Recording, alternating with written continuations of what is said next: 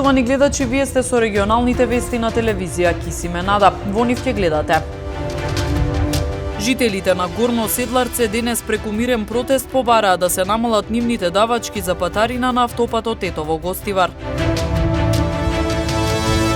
Со потпишување на договори денес во општина Гостивар беа официјализирани стипендиите за 10 млади спортски таленти. Бојкотот на средношколците ќе паузира, тврдат добиле поддршка од повеќе од 70 пратеници за законско решение.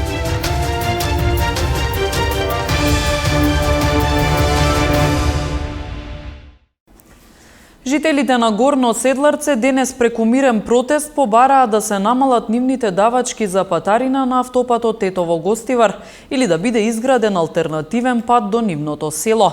Тие велат дека за 3,5 километри плаќаат 30 денари. Да се намалат давачките за патарина или да се изгради алтернативен пат до Горно Седларце. Денес на мирен протест побараа жителите на ова село. Велат дека за да заминат до Тетово или до друго населено место, мора да ја поминат патарината на автопатот Тетово-Гостивар и за тоа да платат 30 денари, иако се работи за само 3,5 километри од овој патен правец.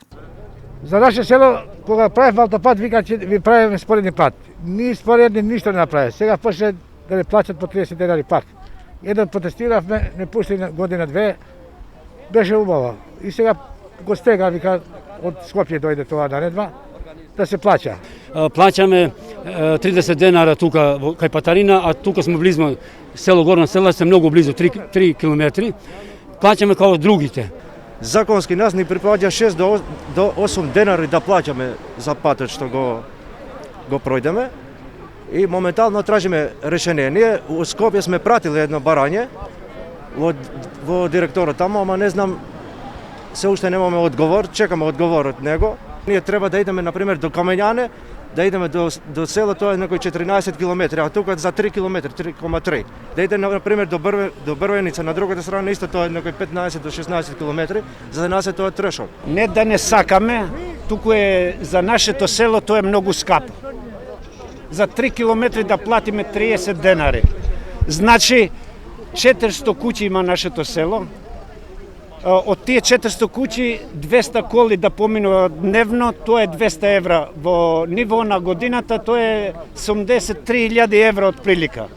Тоа е нелогична работа. Нашите барања се многу јасни. Ние бараме спореден пат, за да имам алтернатива за овие 3 километри. Жителите на Горно Седларце велат дека ако не бидат прифатени нивните барања, ќе продолжат со протести со кои ќе го блокираат сообраќајот на овој патен правец. Со потпишување на договори денес во општина Гостивар беа официјализирани стипендиите за 10 млади спортски таленти. Локалната власт најави дека бројот на стипендисти ќе се зголеми, а од догодина како нов критериум ќе се вметни училишниот успех. Гостивар има млади талентирани спортисти што се докажува со фактот дека веќе од мали нозе настапуваат за познати клубови и редат големи успеси. 10 млади гостиварски спортски таленти добија дополнителна мотивација да продолжат да се усовршуваат во својот спорт. Општина Гостивар со претходно усвоена одлука на Советот годинава ќе им доделува месечна стипендија од по 3.000 денари. Ваквиот вид на поддршка беше официјализиран денес со потпишување на договори. Селекцијата на добитниците е направена врз основа на правилник, а општинската власт најави дека бројот на стипендисти ќе се зголеми. Правилникот го направивме за да бидеме објективни кога ги избираме најдобрите спортисти. Најдобрите, кога велам, по тие критериуми по добрите спортисти на градот, за да со една скромна сума општината им помага секој месец. Оваа година ние избравме 10 спортисти, јас ќе се обидам ако можеме плюс 5 да додадеме оваа година, ако не идната сигурно ќе бидат 2 пати повеќе спортисти. Ја мислам дека стварно сумата е символична, не е некоја висока сума, меѓутоа за спортисти, посебно помлади спортисти, таа символика е многу битна за да ги мотивираме да продолжат. Од 6 до 12 февруари бојкотот на средношколците ќе паузира. Велат не сакаат да губат од часовите, а и добиле поддршка од повеќе од 70 пратеници за креирање законско решение кој ќе ги вклучи нивните барања за промена на концептот на државната матура, а ќе важат само за оваа учебна година. Привремен прекид на бојкотот на средношколците најави од Сојузот на средношколци. Од 6 до 12 февруари бојкотот на наставата ќе паузира, вели председателот на Сојузот на средношколци Бленди Ходај. По нивните средби во собранието велат дека досега добиле поддршка од повеќе од 70 пратеници во законодавниот дом. Сојузот на средношколци е сигурен дека ја ужива поддршката на над 70 пратеници во собрание. Исто така во Генералното собрание на Сојузот на средношколци одлучивме да го прекинеме бојкотот од 6 февруари до 12 и да му даваме простор до пратениците, исто така до собранието и спикерот Џафери да свика пленарна седница каде ќе треба да се гласат овие измени за државната матура. Ходај истакна дека доколку и после 12 не дојде до промена на концептот за државната матура преку законодавниот дом, ќе продолжат со порадикални мерки. После 12 или после пленарната седница кога ќе се одржа, ако нема да успее таму да се промени концептот за државната матура, ние тогаш ќе продолжиме со порадикални чекори. Тоа значи дека ќе правиме протест во Скопје и во другите градови. Една од причините зошто се прекинува бојкотот е затоа што средношколците не сакаат да губат од часовите, додава Ходај. Вели дека се оптимисти и дека до крајот на февруари ќе се изнајде решение. Инаку средношколците бараат од МОН да го намали бројот на предмети кои учениците треба да ги полагаат. Од 4 предмети учениците да полагаат 2, и тоа мајчин јазик и втор предмет по избор на ученикот. Покрај ова тие бараат МОН и Државниот испитен центар во март 2021 да објават и презентираат план и програма за тоа како ќе изгледаат скратените наставни програми и другите материјали за испитите. Од ресорното министерство пак одлучно изјавуваа дека државната матура треба да содржи 4 предмети.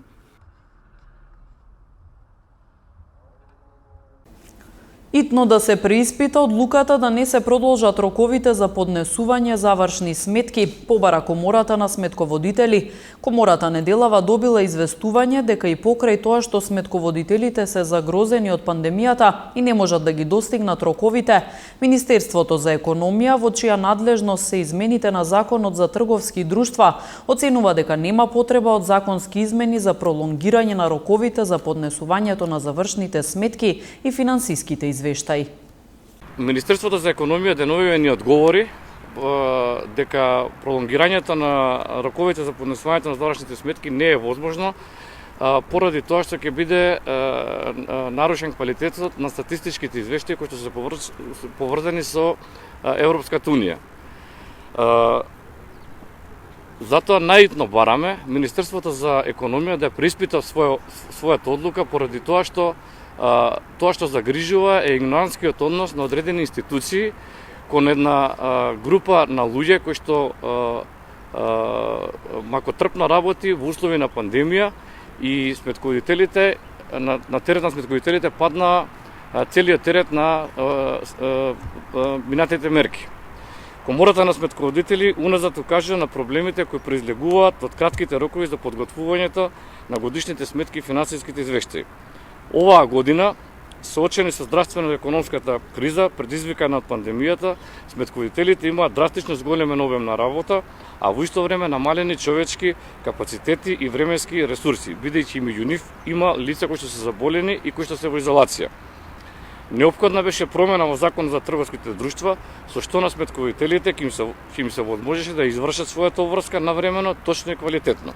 Иако министерот за економија јавно на национална телевизија најави повлекување на законот и изнаоѓање на решение на проблемот, до Комората на сметководители пристигна одговор од Министерството за економија, каде се вели дека роковите нема да бидат продолжени. За каков квалитет на статистички податоци изборуваме кога немајќи доволно време за изработка, фокусот на сметководителите ќе биде исклучиво за запазување на ригидните и кратки рокови, со што се доведува во прашање анализата и веродостојноста на податоците, а со тоа ќе се доведат во загрозена позиција и сите предпријатија кои подеднакво одговараат во овие извештаи. Приведени 2 лица заради основи на сомнение дека сториле кривично дело фалсификување пари. Следуваат деталите од полицискиот билтен на СВР Тетово. Во текот на изминатото деноноќие за неносење заштитни маски на вкупно 67 лица, 36 од Тетово и 31 од Гостивар, изготвени им се прекршочни платни налози, согласно член 6 од соодветната владина уредба. Во овој период на Тетовско-Гостиварското подрачје на 24 лица од Тетово и 10 лица од Гостивар, изготвени им се нови решенија за изолација од Државниот санитарен и здравствен инспекторат, а контроли им биле извршени на 174 лица од Тетово и 134 лица од Гостивар со овакви решенија и при тоа не било констатирано непочитување на истите. Секторот за внатрешни работи Тетово до основното јавно обвинителство Тетово поднесе кривична пријава против 45 годишникот Тетовска Шипковица и 48 годишникот Тетовска Долна Лешница поради основи на сомнение дека сториле кривично дело фалсификување пари. Пријавениот 45 годишник се сомничи дека во септември минатата година од 48 годишникот купил патничко моторно возило и му платил со фалсификувани 4500 евра, а тој иако знаел дека се фалсификувани банкнотите, не ги пријавил и во неколку наврати се обидел да ги пушти во промет. Вчера во 13 часот и 45 минути полициски службеници од одделението за криминалистичка полиција при СВР Тетово по распишана потерница од Основен суд Тетово привеле 41 годишник од село Нераште за издржување на казна затвор во време траење од 2 години и 2 месеци. Лицето е предадено во казнено поправна установа Идризово во Скопје. Вчера во 15 часот и 45 минути 64 годишникот Тетово пријавил дека околу 14 часот и 30 минути на улица 108 во Тетово бил физички нападнат од едно лице, а поради недоразбирање околу првенство на минување во сообраќајот се преземаат мерки за расчистување и документирање на случајот. Вчера пак во 8 часот и 30 минути 70 годишникот Тетово пријавил дека на улица Ленин во Тетово бил каснат од куќа бездомник и во 15 часот и 40 минути 21 годишник од Гостиварско Зубовце во СВР Тетово пријавил дека околу 13 часот и 30 минути на улица Мара Угринова во Гостивар бил исто така каснат од куќа бездомник. Од движењето антикоцкање не се согласуваат со измените во Законот за игри на среќа и забавни игри, кои ги предложи Министерството за финансии. Според нив истите нема да променат ништо до донесување нов закон преку пресконференција побараа поддршка од политичките партии, а од надлежните за отворање на објектите за игри на среќа. Нивниот предлог е 500 метри од основни и среднообразовни и високообразовни центри. Значи, нашето барање, почетокот беше 3 километри, сега е затварање и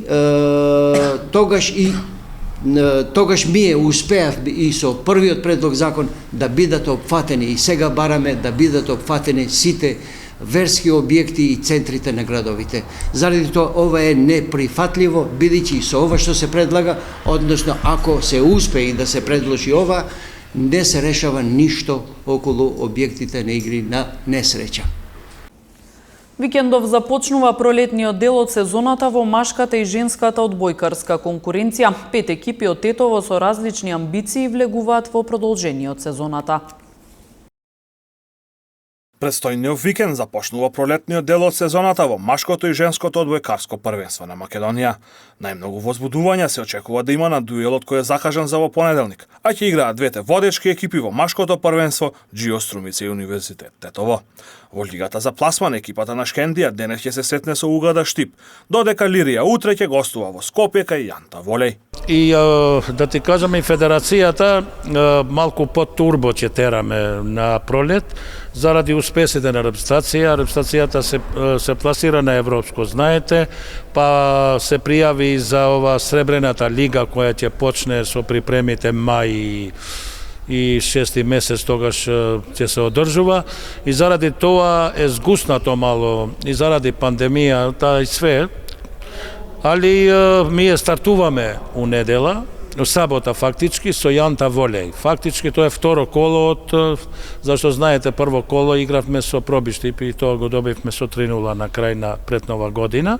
Сега почнуваме со второ коло сабота, идеме на победа со Јанта, па после ни доаѓаат за пласман трето коло фактички со Шкендија и четврто со Штип, што ако со тие две утакмици нешто направиме, идеме на победа, можеме и да се пласираме погоре. Тоа игра улога за ваучерот идната година. Дали има некои играчки промени во екипата на Лирија? Нашата екипа е комплет тоа што сме били. Ни еден играч не замина, сите се тука. Само двајца играчи од кадетите што ми играт од идната сабота ги префрлувам со првата екипа, за да го исполниме тоа бројката од 14 со 2 либера. Тие се потенцијални добри млади играчи, па со првата екипа има што да учат. Во женското првенство двете тетовски екипи ќе гостуваат на стартот. Одбојкарките на Универзитет Тетово ќе патуваат во Скопје на дуел против Јанта Волеј и Кисела Вода. Бамикор исто така ќе гостува во Скопје, но кај екипата на Фитван Волеј. Ние на ова шеска што сме влегли, дефинитивно другите екипи се посилни од нас. И другите екипи имаат нови играчи. Некои екипи имаат од страна, значи Вардар има играчи од страна, другите екипи си имаат земано други нови играчи. Ние немаме нови играчи, значи имаме тоа количина на играчите, плюс имаме некои повреди што ќе треба да чекаме со месеци, например, да се враќат тие на теренот, на одбојката. Значи, ние можеби од 6-то место можеби ќе се подигнеме на 5-то или 4-то место. Дека тие другите појаки се од нас. И очекувањата се знаат. Битката за нас беше да си влегуваме на првите 6 екипи најдобри и да работиме за другата година, да бидеме малце посилни и другите што се помлади да се научат и така натаму. Од следната сезона во женска конкуренција ќе биде формирана и втора лига. Во прволигашката конкуренција ќе настапуваат 6 екипи од плејофот и двете првопласирани од плејаут лигата.